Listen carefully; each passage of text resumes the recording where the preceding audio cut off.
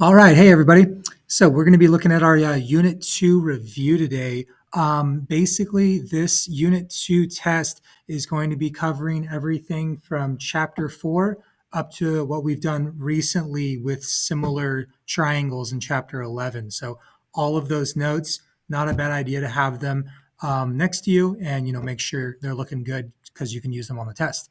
As always with these reviews on Delta Math, there's a class example for each section that I'm going to be going over with you. After I do a class example, I recommend pausing the video and then trying some problems on your own and then coming back to the video and watching the next example and, back and forth. Okay, so yeah, let's jump into it. Go ahead and check out the first class example, finding angles in transversal problems. Okay, so here's what we got. Two lines and a transversal, more, I guess, importantly, two parallel lines and a transversal. So quick reminder. Okay, here were our, I guess, rules for the types of angles we get with parallel lines and transversals: corresponding, same side interior, alternate exterior. All right, this problem here is asking us to find the measure of an angle.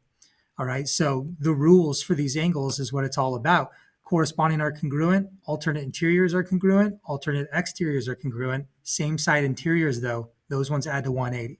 Okay, so take a look at this problem. It's a little different from what you might expect. Okay, first thing to notice on this problem is that these angles that they give us do not fall into any of our four categories. These are not same side interiors or corresponding or any of them. Okay, so the question is what can we do? Okay, well, we can kind of move these angles around. All right, and here's what I mean. We can say that, these angles are vertical angles. They can both be called X. Okay, and these are also vertical angles. They can both be called 23. Okay, so what we did is we kind of moved them, and what we now have are same side interior angles, and we know the rule for same side interior angles. Sorry, I'm trying to write 23. Okay, same side interior angles add to 180, right? So, you could just do this in the calculator, but, an equation we could write is X plus 23, those angles added together equals 180. All right, and then in our calculator, just taking 180, subtracting 23, looks like X is going to be 157. Okay, this whole vertical angle thing I just did is not always necessary. If they give you one of our four types, you're good and you can just follow the rule. If they don't, though, you might need to move some things around using vertical angles. That's why I wanted you to see this. Okay, cool. So again, pause that video. Go ahead and try some of these out, and then we'll move on to the next section.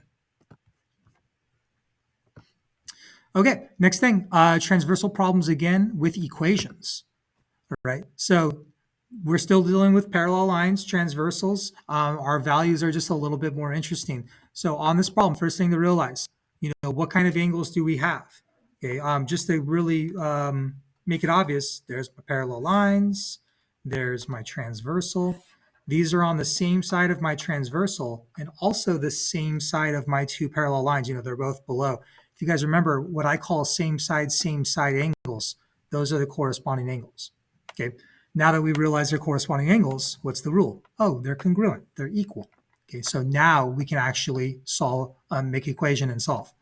Okay, so setting them equal. By the way, we don't need the parentheses or the degree symbols. So I'm going to say 9x minus 7 is equal to 7x minus 3. Okay, if you don't have any paper out, get some out now because these problems, a lot of them require some work to be shown. So definitely get a paper out and show that work. Okay, and I'm just double checking. They want me to find X, so that's my goal. I see variables on both sides, so I'm going to choose to get 7X moved over to the left.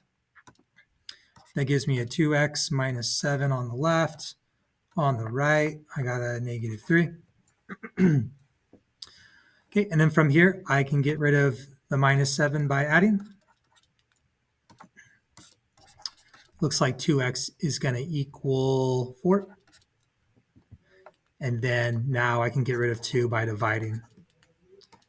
Okay, so it looks like X is going to equal 4 divided by 2, 2. Okay, and obviously make sure you're entering your answers over here. You can just put 2. You don't need to put X equals 2. Just 2 is fine. Okay, so again, pause the video, try out some of those equation problems. All right, let's keep moving. Next thing, Pythagorean theorem. All right, so, this problem is giving us a right triangle and asking us to find the length of the third side, the missing side, and we know the other two, round to the nearest tenths. All right, so finding the missing side of a right triangle when we know the other two is Pythagorean theorem. Okay, quick little reminder of how I taught that right here. C squared equals A squared plus B squared is the way I like to do it. All right, so let's try it out. All right, so just writing out the Pythagorean theorem. Okay, big thing. Remember, C must be the hypotenuse of our right triangle, which is always across from that right angle. 9 must be plugged in here. Okay, A and B are the other two shorter sides called the legs. Remember, they're interchangeable. I'm going to make 6A, and I'm going to make the one I'm looking for B. Normally, I call it X. Okay, so I'm going to continue to do that. Though, if you left it as just calling it B, that'd be fine too. Okay, cool. So let's see what's happening. Squaring these numbers, be careful. When you square, you're not multiplying by 2. You're multiplying by itself. 9 times 9 gives me 81. 6 times 6, 36, plus x squared. Okay, and now I'm at the point where I can start solving. And, the first thing I'll get rid of is 36. Okay, so 81 minus 36 gives me 45. Okay, that's what x squared equals. Okay, now I can undo the squaring with square rooting. Okay, both sides. Okay, those basically cancel out, and I got x on the right. On the left, I got to do the square root of 45. Okay, if you don't remember how to type in the square root of any number, talk to somebody next to you or call me over. Okay, but the square root of 45 is getting me this, 6.708, and it keeps on going. All right, always double check, especially in Delta Math, how they want you to round. They want the tenths, which is just one decimal place the way we normally round. Okay, so the question is does this stay a 7 or does it round up to an 8? And it's all dependent on this number. All right, and since this number is not 5 or more, we don't round up. This, it's a 0. So this would just be 6.7. Okay, so be really careful with our rounding on those. All righty, cool. So let's keep moving. All right, next thing, triangle congruence criteria. All right, so this is us getting into our triangle congruence theorems. Quick reminder. Okay, here are our 5 triangle congruence theorems. I'm hoping by that now you have these pretty well memorized. We've used these a lot, all right? But having these notes in front of you is always a good idea, all right? I'm not going to go through the difference between all of them, but here they are.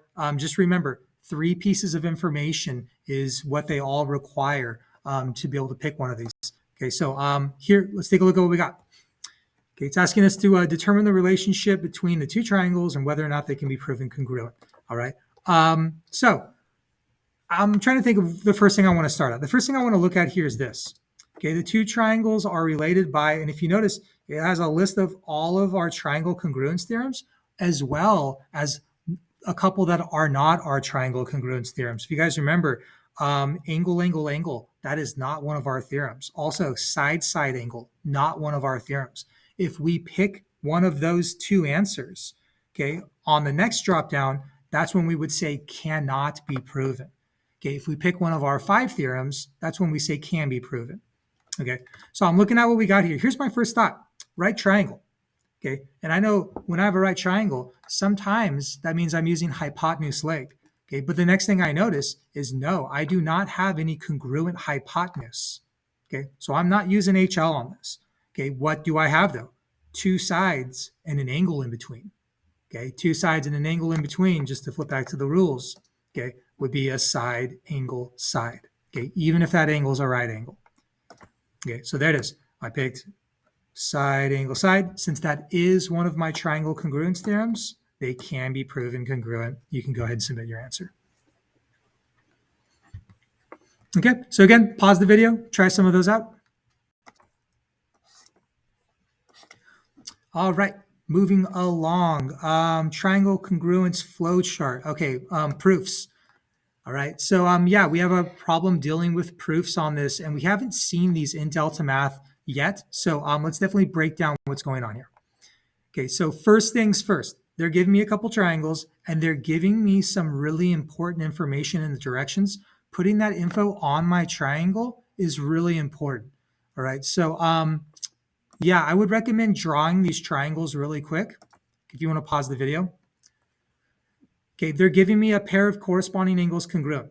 Great. Okay, here's what else they're giving me. AC is bisecting BD. Here's BD. All right, BD is this whole segment and it's being bisected by AC, but more importantly, it is being bisected, meaning it's being cut into two congruent halves. Okay, so let's just start with that. This is our first piece of given information. All right, and when we go down to our, our first reason here, okay, here's what they want us to do. They actually want us to write this out as our reason. Okay, so so let's see. Actually, hold up. Reason, sorry. Sorry, this is the statement. Okay, so sorry, this drop down is the statement, and then we'll give the reason afterwards. Okay, so again, my first statement, AC bisects BD. I'm scrolling down here. Let's see. Okay, and here's my bisect option. An angle isn't being bisected, it's a segment. Okay, these X, Y's, the WZ are just placeholder letters. Okay, we want to use our letters they're giving us. Okay, so AC bisects BD. Okay, why do we know that? Now we can pick our reason. And we know that because it's being given to us. Okay, so it looks like that's the only default thing. So we'll just do that. Okay, what's the next thing we know? They're also showing us that we have a pair of congruent angles. Angle B is congruent to angle D. Okay, let's go ahead and put that in. Okay, so I'm going down here. Okay, here's my option where I can put in congruent angles. Okay, and again, I'm going to use those letters that they have in my on my triangles. Angle B is congruent to angle D. Okay, why do we know that? Again, it's being given to us. All right, if you guys notice, there's also reflexive, vertical angles. There's all of the stuff we've learned before. Okay, but it's been given. Okay, right now, we have two pieces of information to go back to my drawing. Two pieces of information on this. We need a third piece of information, and here it is.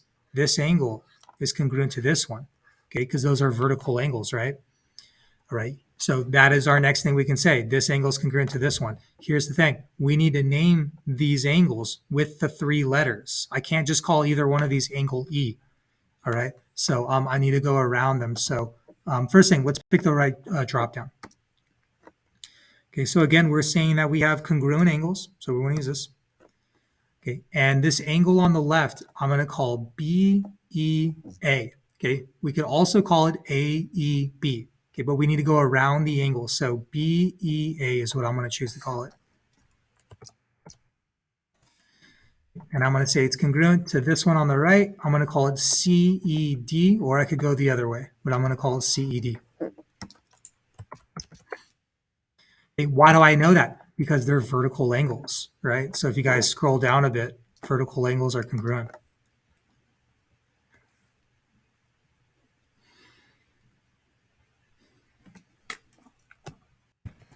Okay, real quick, I just realized I made a mistake here. These congruent angles is not coming from this statement. All right, so I'm actually gonna just delete this real quick. Do it with me. Okay, those are gone. And I'm gonna put that information over here really quick. Okay, so his angle B was congruent to angle D. And again, that was given to us. Okay, it should be okay if it's in this spot. Okay, what was supposed to go here is the fact that BD is being bisected got us these congruent segments. Those segments being congruent to one another is my next statement. Okay, sorry, I should have caught that. That's completely my fault. Okay, but yeah, we have congruent segments that we get from BD being bisected. So let's go ahead and pick this. Okay, this segment right here, I'm going to call BE, or you could call it EB. is congruent to this other one right here, ED, or you could call it DE. Okay, why do we know? Well, remember, if something is bisected, it's always followed by definition of bisect. Sorry, not given. I accidentally clicked that. Okay, but it says a segment bisector divides a segment into two congruent segments. Yes. Okay, that is what's happening here. That's that's the definition of bisecting. Okay, so yeah, there it is. Be careful on these. Obviously I messed up, but let's see if we got the correct answer. I'm actually curious. Okay, thank goodness we got it right. Okay, so yeah, be really careful with where the flow of them. If I did my bisecting one up here, which by the way, that would have to be where I started because it's the only one that has a follow-up statement and reason. Okay, so yeah, definitely talk to me if you have any trouble on those during the review. Okay, so let's keep going. I think we have just one more. The last part of this review is dealing with similar figures. Okay, so these problems are telling us, quadrilateral QHIJ is similar to the other one. Find the measure of side MN. All right, so let me just point this out. Whoa, what is happening? Okay, so here's what they want me to find, MN. Okay, I'm going to call that X. Okay, just be careful. Make sure you're using corresponding sides. It wouldn't be a terrible idea for me to number off these vertices really quick. I'm just going to do it just to make sure. So G, H, I, J, K, L, M, N. Okay, so now I'm certain NM between 3 and 4 is going to correspond to this side. Oops, let's make it the same color. Okay, so there's my first ratio I can make. I'm going to work left over right like I always do. So I'm going to do 35 over X. Okay, and I'm going to set it equal to the ratio of two other corresponding sides. All right, and this side between 1 and 4 corresponds to this one between 1 and 4. Okay, so there's my other ratio, left over right, 52 over 21. Okay, so cross multiply and solve. Here's one thing I want to point out. I didn't read the whole directions, but one important thing, round your answer to the nearest tenth if necessary. Normally on Delta Math, if they tell you how to round, they're kind of implying that you're going to get a decimal as an answer. Okay, so let's see if that actually happens. So I'm going to do 52 times X and set it equal to 21 times 35. So 52 times X is a 52X. All right, and 21 times 35, 735. And now I can divide by 52. And I've got my answer. And yep, it is a decimal. I'm getting X equals 14.13. Okay, again, they want the tenths, which is one decimal place. The only question is does this stay a 1 or does it round up to a 2? And because there's just a 3 next to it, it does not round up. Okay, so 14.1. All right, so yeah, there it is. That's our Unit 2 test review. The test is going to look just like this. So please, if you have any questions, talk to me. Make sure you feel good about it before you take the test tomorrow. All right, everybody. See ya.